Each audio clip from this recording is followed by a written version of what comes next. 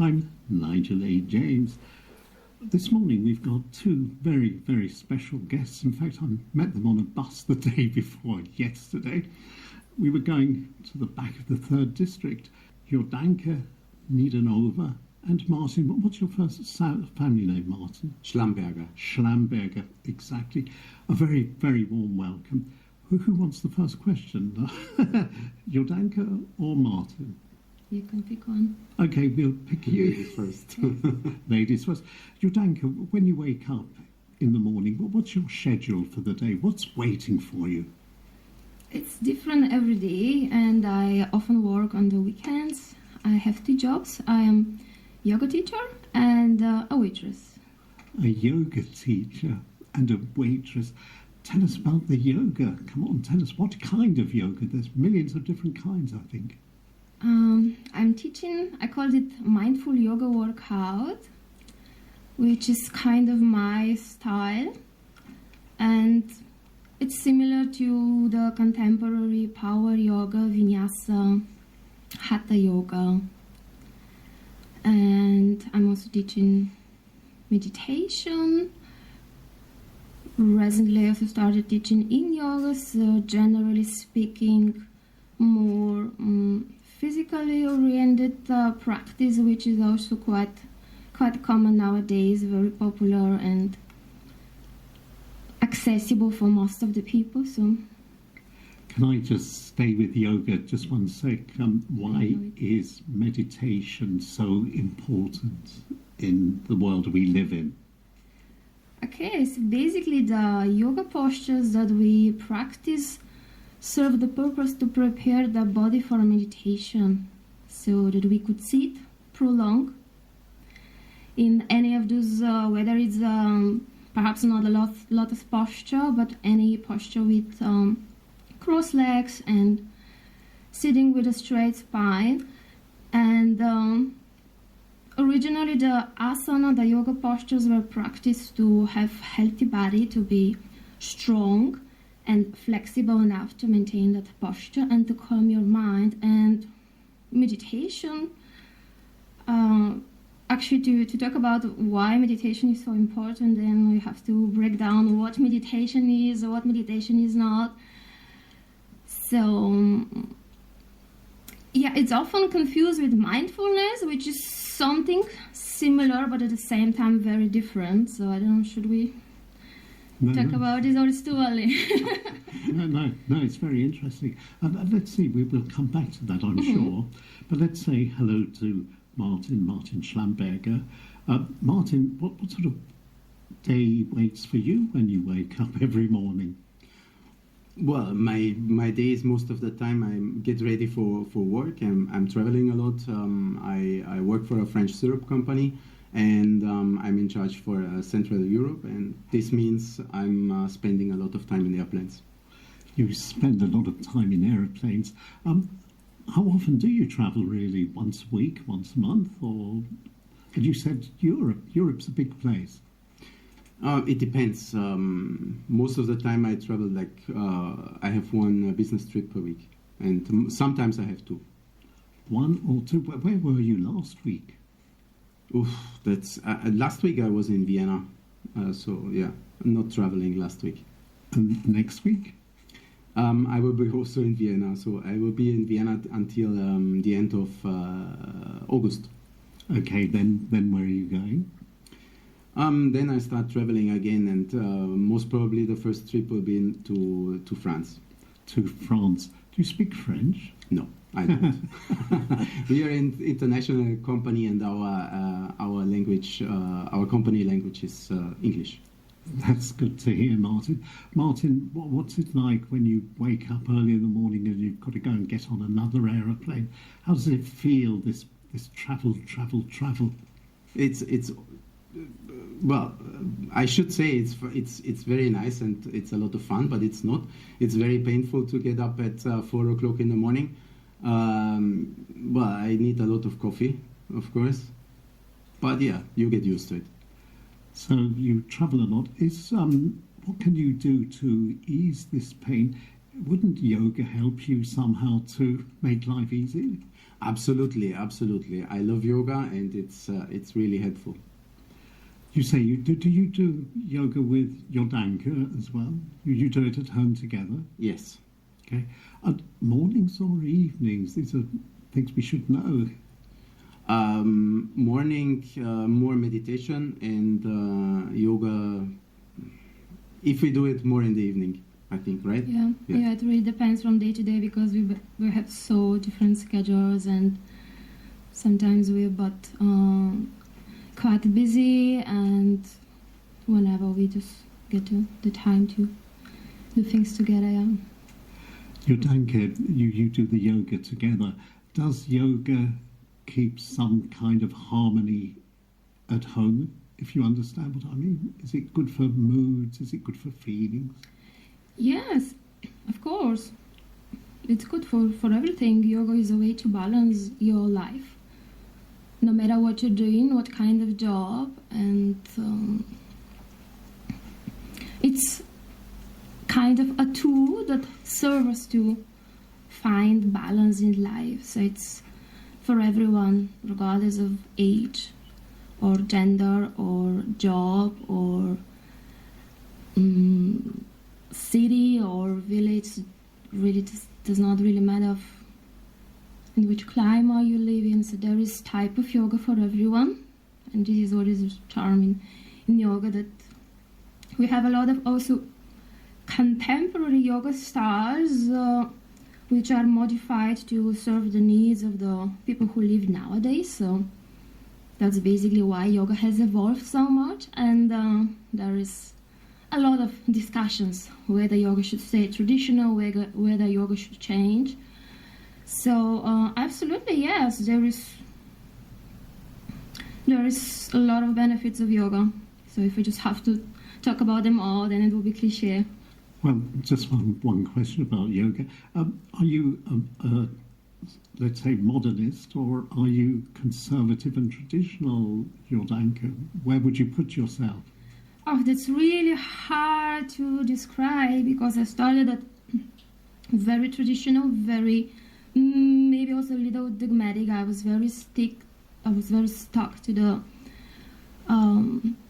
origins of yoga, and I wanted to learn and practice yoga the way it's supposed to be, like the real yoga. I have also traveled to India to learn yoga, and eventually I have learned to adapt, to offer that type of yoga that the people who take my classes possibly would need. So yoga is according to the people. Yoga should serve the people, yeah. So we should adapt. Martin, has your life always been in the syrup business, or did you have to adapt too? I had to adapt too. My a few years ago I was a flair bartender. So you know this, you might know this from the movie Cocktail with Tom Cruise. So we are throwing bottles and tins and glasses and preparing cocktails. Where did you get the idea to become a bartender, a flair, or what do you call it again exactly? Flair bartender. A flair bartender. Where did you get this idea? Did you grow up wanting to be that? Tell us about that. No. I saw the movie Cocktail in the cinema, and I was like, wow, I want to do this. This is my dream, and I was chasing my dream from that moment on. Was it an easy dream to chase? How hard was it? It was very difficult back in the days, because there was no way to learn this in Austria. So I had to travel to the United States, to Vegas, because Las Vegas is the mecca of flair bartending, and I saw this on videos in internet, and I was like, yeah, this is the place, I need to go there. How did it feel getting off the plane in Las Vegas? Was it like coming home? Hot, actually, because I traveled there in the summertime, and it's like 120 degrees Fahrenheit, which is quite hot to practice flair. Yeah, but it was nice. It was I was excited. So you went to Las Vegas. You got a job, I would imagine. And what is this process of learning to be a flair barkeeper like? What must you do? Practice, practice, and practice. This was what I've heard from the guys in Vegas. Because I was asking them, what do I have to do to become as good as you? And they were like, oh, it's quite easy. Just 3 things: practice, practice, and practice. So you practiced and practiced and practiced. Yeah. And then there must have come a point when you actually served your first guest behind the bar. I mean, you were behind the bar and somebody ordered a cocktail, and then you had to throw bottles around and shake and do all these kind of things. How are you feeling serving your first customer? Well, I was dropping a lot, and I was breaking a lot of bottles in the beginning. I was very nervous, and yeah, so it was fun for the guests, I think, but in a different way. Did they take the cost of all the broken bottles off your paycheck at the end, or did they let you get away with it? Well, I had to pay a lot. It was very expensive. Expensive to work. Yeah. You spend more money than you. When did you start making a profit, so to say, from barkeeping? How long did that take you? Oh well, this took a while. Yeah, I was practicing really a lot. I was competing, and for competitions you need to be very confident.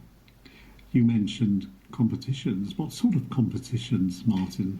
Flair bartending competitions. You. It's like you do your show. You have 4 to 7 minutes to perform on stage. Yeah, and yeah, that's it. And were these competitions in Las Vegas as well, or all over the world? I was competing in many countries. Really? Actually, yeah. Wow. Well, which one was the most fun? Which country, or was it all the same? It was didn't matter. Tell us a bit about this. The most fun was Finland and Vegas. Finland and Vegas, they have nothing in common. No.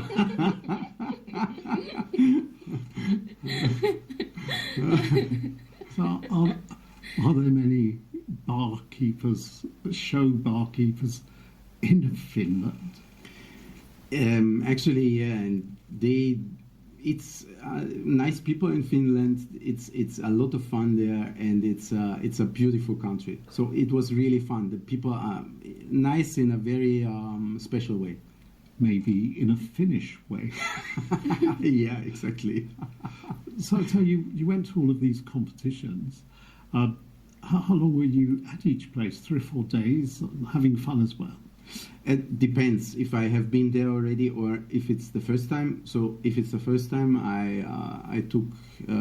I went there for the competition, so the day before, and then I used to stay for another couple of days. So to get the most of it. Exactly. To recover. Yeah, to recover, yeah. And to Jordanke, did you ever go with Martin on any of these trips? Oh, we actually met after he has ended his flair career. Where did you meet? Where? Where? Where? In 2017. And where? In Budapest, in Hungary. Budapest. What were you doing in Budapest? Were you teaching yoga? No, actually, I was doing completely different things back then. Can you open the door just to give us a sight into what you were doing? I was having an office job in Bulgaria. I was working for a company that was selling restaurant equipment, bar equipment, and we were also selling the Monin bottles, the Monin syrups. So we were partner of that company where he works, and we met basically on a business trip. You met on a business trip. Yeah. You met on one of Martin's business trips. Yeah. Yeah. Actually, yeah. So actually, when you ask me about the trips, we had a trip together, but it was actually not related to the competition. So it was a business trip. But yeah, so many things doing, and I get confused. Yeah. We were having a business trip, and Martin was actually one of the like he was giving presentations. So basically, he was like teaching us, because we were like a small group of Bulgaria and a few other countries, and we had presentations about mourning and how we could implement the products in our work, like how we could improve the sales, and just to get to know more about the products, to get like proper preparation. Yeah. But So- please don't ask me anything about syrup. No.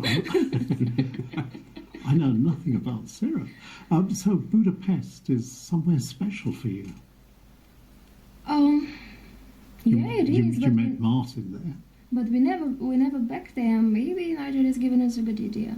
Yeah, would be a good idea. Yeah. It's really easy to get to. Jordanke, how do you get on now with Martin being away so often, away from home, all these business trips? I need to say I liked Corona. Yeah, I no, it's fine. I have enjoyed certain parts of the lockdown. So this was advantage for me. That he was staying a lot at home. So that was good that he was not traveling so much. Because when I moved to Vienna, I moved because of him, so that we could be together. I moved in 2018. And then I started working, doing things. He was traveling all the time, so we were actually, there were periods where we were seeing each other less compared to when we had a long distance relationship. So then when we had the corona and as a pandemic, and then this was certainly a benefit for me that he could stay at home and be only mine.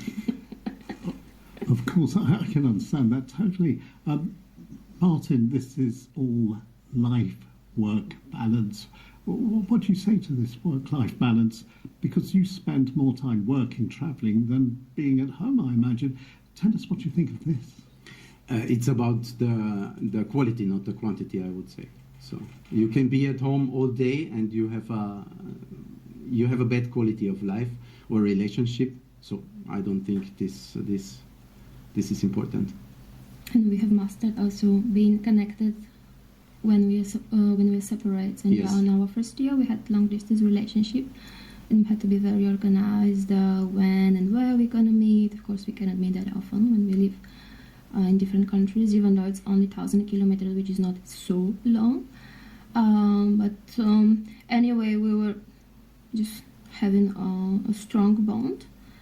And nowadays it's easy thanks to all the technology. So yeah, I think that people can be connected also when they don't stay physically together. Martin, is it easy when you're not physically together to discuss many, many things, and then people discuss everything on the telephone or on Skype, but when you actually get together, what's the difference? It's a huge difference. We can discuss the things, but it's not the same as when we are together physically. So it makes it much more easy and faster. Yeah, faster, absolutely. Yeah. Jordanke, you grew up in Bulgaria, you said. Tell us a little bit about that. How was it compared to, say, growing up in Vienna?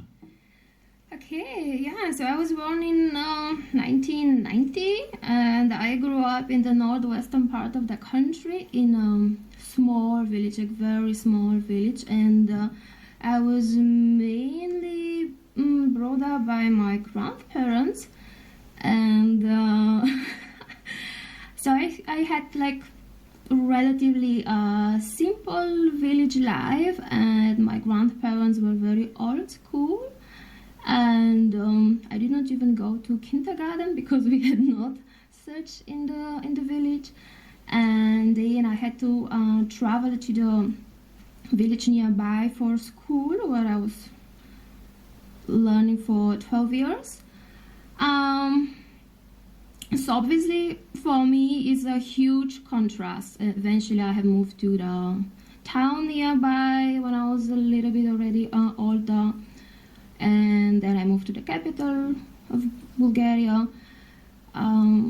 So I get to know the urban life. Yet there are huge differences between Sofia and Vienna, Bulgaria and Austria. There are also differences in the culture, of course.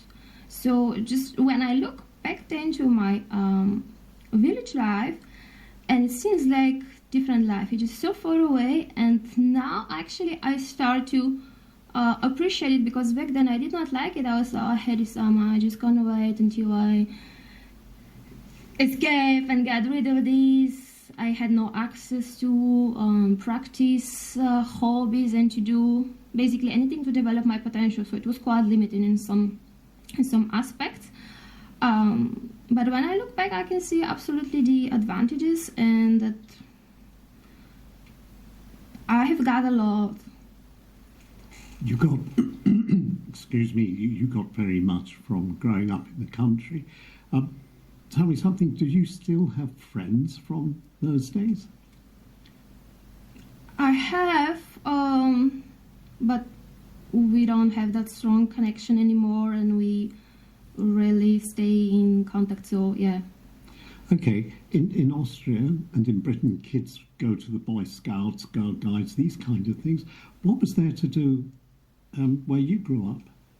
We did not have those things. I had the privilege that I was traveling a lot already since young age for chess competitions, so I got to see something outside of my village. I traveled a lot for some competition, mainly national competition, and several times also international. Chess, tell us about these chess competitions. Martin was in barkeeping competitions. You were in chess competitions. Life of competitions. Tell us a bit about chess. Okay, so my father, he's chess fan, and he taught me how to play when I was a kid, and then he saw some potential, and he has done a lot for me to be able to learn chess, to compete. We were traveling together around Bulgaria, and I was spending a lot of time actually away from home to compete, yeah, in all possible competitions. So you're a chess player, and nowadays you still play chess, or is this the past? I play for fun mainly, yeah, from time to time. And Martin, do you play chess too? Yes, but not with her, because this is a very short game. I'm sure it is. Jordanke, is chess in a way a kind of meditation as well, meaning you must concentrate? There are some similarities, and actually chess is the reason why I started yoga and meditation when I was probably 15, because I had concentration issues and I was having anxiety, and during a chess game, during a classical chess game, you need to sit for 5 hours sometimes, or even longer, behind the board, and to be fully concentrated, which is very exhausting, especially for a kid, and it's a lot. Then somehow yoga probably has found me. Not that I found yoga, I don't know how it did even happen. I came across something and I started reading about it, so I started practicing meditation. So I first started with the meditation, started with philosophy. I was reading some not Asian texts, but there was some books which were very rooted in the tradition of yoga. So I started more from the spiritual part, which is more of a contrast, because usually nowadays people start doing some asanas and some physical practice, and then they get interested in something more. So I started practicing sitting in meditation, and was very interested to find out how can I get more of my potential, how can I learn to concentrate. So yeah, there is a lot similar, and during a chess game you're kind of like in a flow, So you're tapping in this state where you're basically in a different world when you're fully into this game. And of course the pressure is high, so you're not really in meditative state when you're like in deep meditation, so it's different things going on in the body, but there are some similarities, yes, because meditation happens after prolonged concentration. Prolonged concentration. Martin, work life. What other things do you do except meditation, yoga together? Have you got any sort of other sports you engage in? Yeah, I run a lot. This helps me to relax and to calm down. So running is good for you. How far do you? What about marathons? I've never done one. I've never run 40 kilometers. Only 20. This is my maximum. That's okay. 20. It's plenty. But what about Jordanke? You run at all?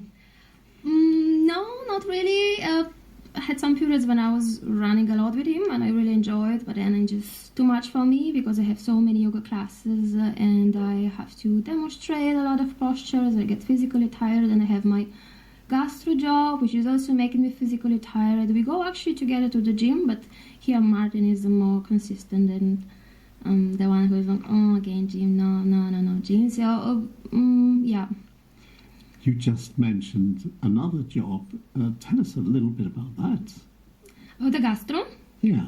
Yeah, okay, gladly. So I started working in gastronomy. This can take a while now. It's okay. This can take a while, yeah, okay.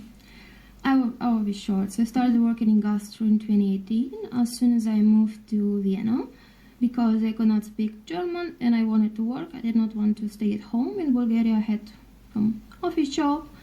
And of course, for foreigners, it's hard to adapt anywhere.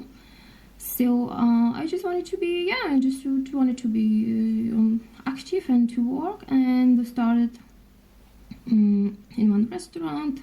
Was helping at the beginning. Was doing mainly just the Aushilfe things, like the dirty job. And then I was learning German. I would say quite fast, at least at the beginning. And then I got promoted to waitress, for which I had to really fight.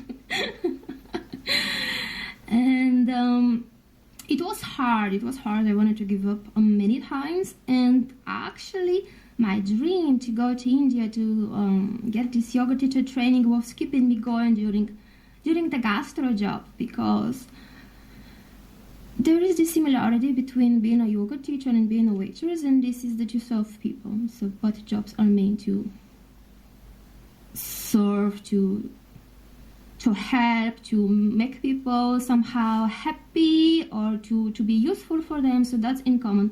And yoga teachers have sometimes these issues that they develop a little bit too strong ego, because of course we are in front of people, everyone is listening to us, and sometimes in those communities the yoga students, they accept whatever the teacher is saying. They don't doubt it, because it's, from one side it's a workout, but then you have these philosophy aspects, and then the people, they look for some truth and some answers, and it's a yoga teacher, and then, oh my God, you're my guru.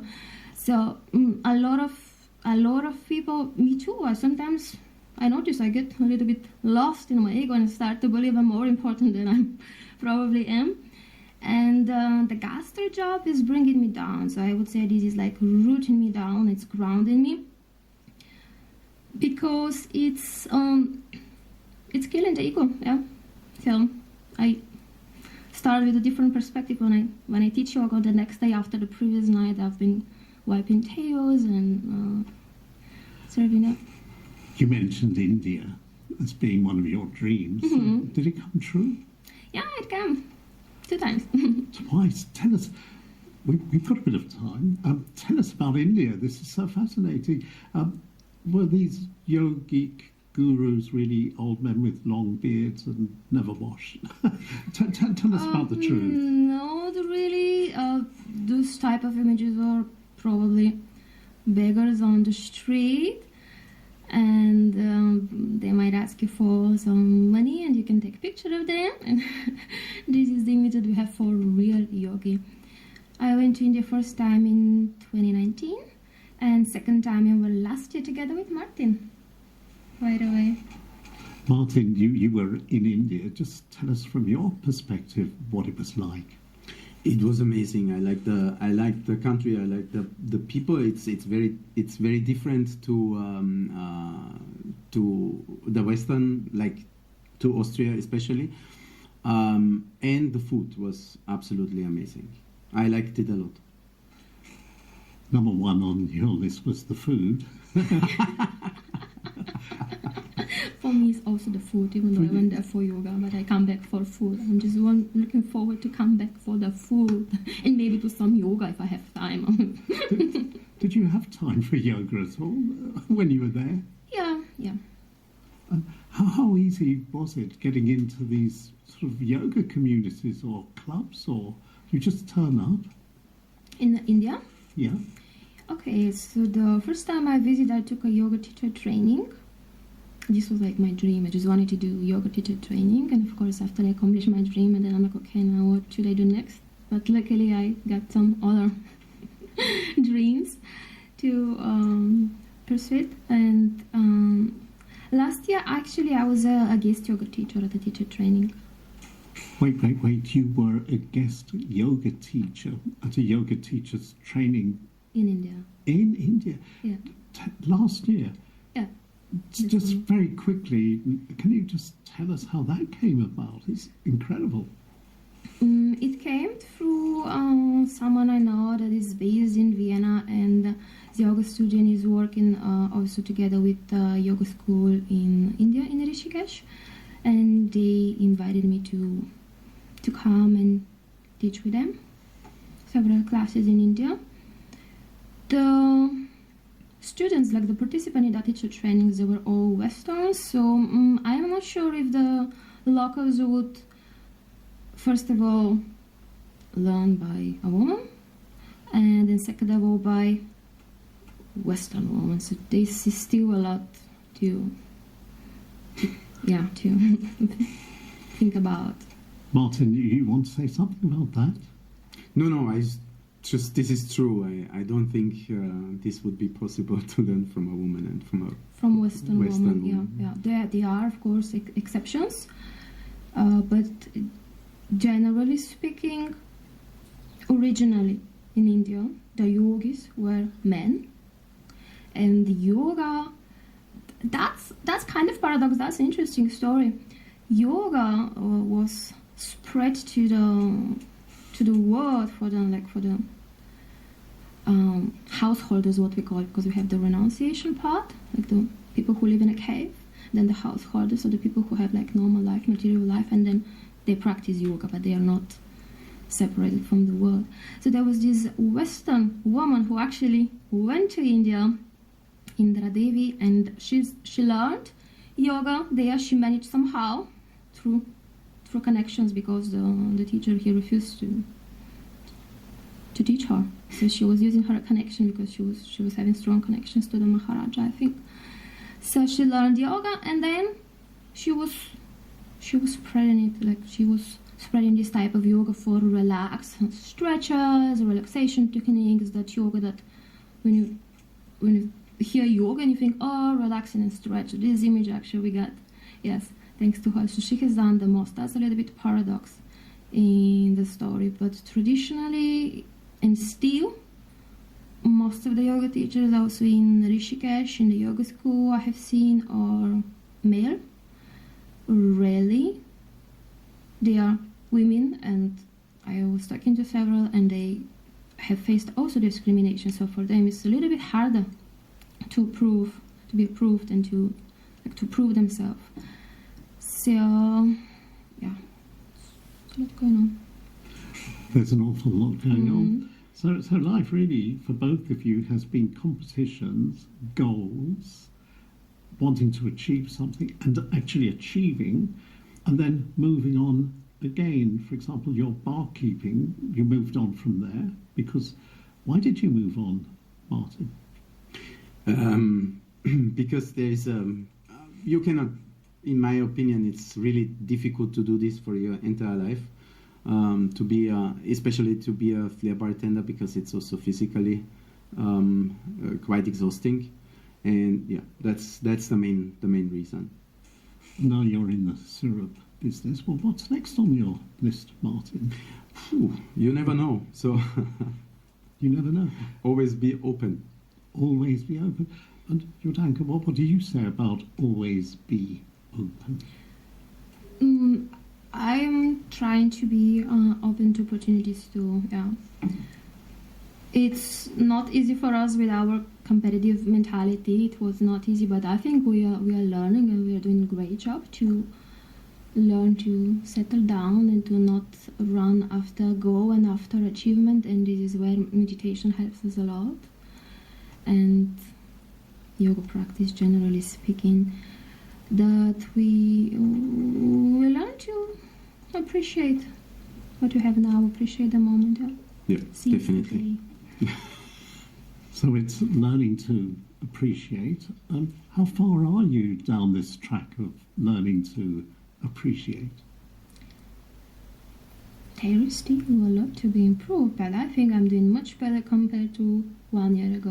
1 year ago I was very close to burnout, maybe even burnout, I can't say, but I was just giving too much for too many projects, like too many yoga related projects, and I was not able to say no because we want to develop, so whatever was coming, and yes, I will do that soon. Now I'm learning, no, I have no time, or whatever. So within the space of 1 year, there's been this dramatic change, maybe slowing down, keeping life on the ground, maybe, and all the time following these yoga dreams, maybe. And Martin, it looks like you're following Jordanke's yoga dreams too, even if you're only going for the food. Good one. Jordanke Neidenova, Martin Schlamberger, thank you both very much for a brilliant discussion. Thank you very, very much. Thank you very much. Thank you very much for Thanks. invitation. Thank you. Brilliant.